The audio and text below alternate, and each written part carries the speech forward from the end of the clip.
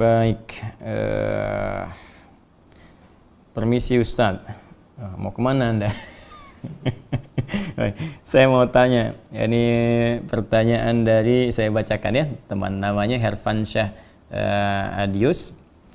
Permisi Ustadz, saya mau tanya, kalau semisal nggak Jumatan 3 kali, sudah dianggap kafir.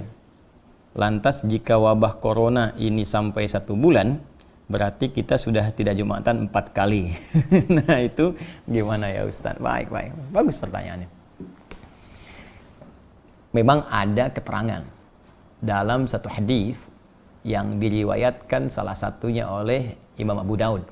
Nomor hadis 1052, rawinya Abi Al-Ja'i. Ya, dari Rasulullah SAW, beliau pernah bersabda, bima makna man taraka thalatha juma'in tahawunan alaihi. Nah, tolong digaris bawahi kalimat tahawunan alaihi. Ya, taba'allahu ala qalbi. Siapa yang sengaja meninggalkan Jumat sebanyak 3 kali karena meremehkan itu, tahawunan alaihi itu menganggap ringan, remeh. Nah, jadi kasusnya sengaja meninggalkan Jumat. Nah, bukan karena ada sebab tertentu yang secara syariat dia boleh mengganti Jumat dengan zuhur. Ingat ya, bukan sengaja meninggalkan Jumat karena ada sebab tertentu sehingga dia mengganti Jumat dengan zuhur. Nah, kasusnya berbeda. Maka di hadis ini dikatakan siapa yang sengaja meninggalkan Jumat sebanyak 3 kali karena meremehkan, menganggap ringan ibadah Jumat itu, maka taba'allahu ala qalbi. Allah akan menutup, memberikan cap kepada hatinya.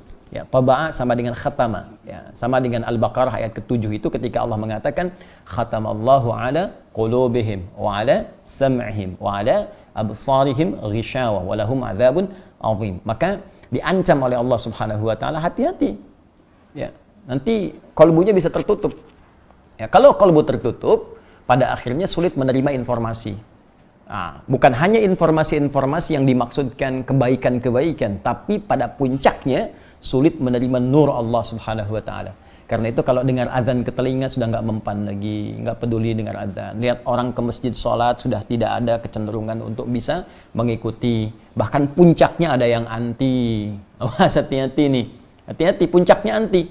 Ya, mohon maaf. Ya, azan jadi komplain, lihat orang salat jadi sewot. Nah, sekarang padahal ada tempat misalnya yang aman, ya boleh jadi tidak ada isu virus di situ, tiba-tiba ikut komentar tutup masjidnya misalnya. Nah, ini aneh nih, saat masjid buka Anda tidak ada, ya saat masjid sekarang ada corona ramai Anda minta ditutup, padahal orangnya nggak pernah ke masjid misalnya. Nah, itu juga hal yang penting untuk kita dudukan dengan cara yang baik. Jadi yang dimaksud kondisi sekarang corona ini kondisi yang berbeda yang dimaksudkan hadis yang tadi. Ya, karena itu penting kita mengkaji secara detail sehingga tidak salah paham atau pahamnya yang salah. Jelas ya?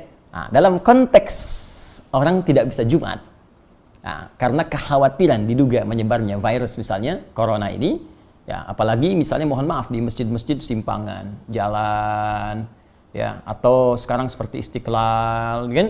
Atau masjid-masjid yang di pinggir jalan, yang kita nggak tahu siapa jamaahnya, mungkin dia membawa virus dan sebagainya, maka ada kebijakan di masjid tersebut tidak diselenggarakan salat Jumat dan jamaah kemudian diperkenankan mengganti dengan salat zuhur. Bahkan telah keluar fatwa MUI terkait dengan persoalan ini. Maka di sini pernah saya sampaikan berlaku hadis Nabi.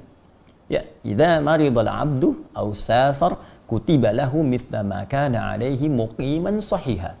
Kalau seorang hamba punya uzur, bahkan uzurnya pun ya bisa sakit, bisa karena penyakit tertentu, bahkan kalaupun nggak ada penyakit, safar kata Nabi itu.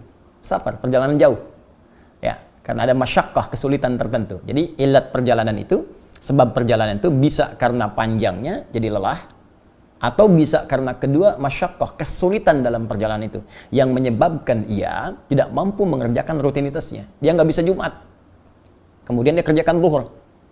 Bahkan dalam waktu bukan Jumat pun dia berangkat, misal saya ingin katakan saya tinggal di Bekasi ini, ya kemudian saya akan ke Bandung, macetnya luar biasa, macet. Saya sampai di kilometer 57, saya singgah di situ. Situasi macet luar biasa, mungkin sampai ke Bandung maghrib gitu kan, sehingga tidak mendapati asar di tempatnya atau di jalannya. Maka saya jamak qashar.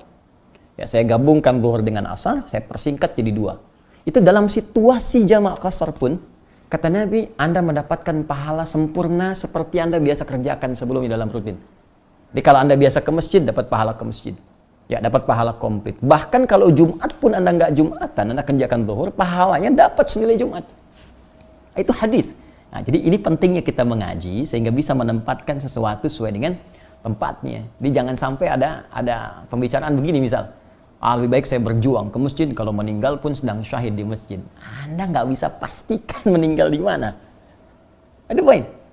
Hati-hati, kita nggak bisa pastikan. Jangan-jangan nanti Anda ke masjid meninggalnya di rumah. Dan ke rumah bawa virus misalnya. Virusnya menyebar pada keluarga, pada anak, pada istri. Ini lebih bahaya lagi. Jadi carrier, Anda membawa nih, jadi agen pembawa virus kepada yang lain. Nah ini penting difikirkan di dalam konteks ini. Dan Nabi telah memberikan solusi. Ya, Nabi telah memberikan solusi tentang persoalan yang dimaksudkan. Wallahu ta'ala a'lam bis-shawab.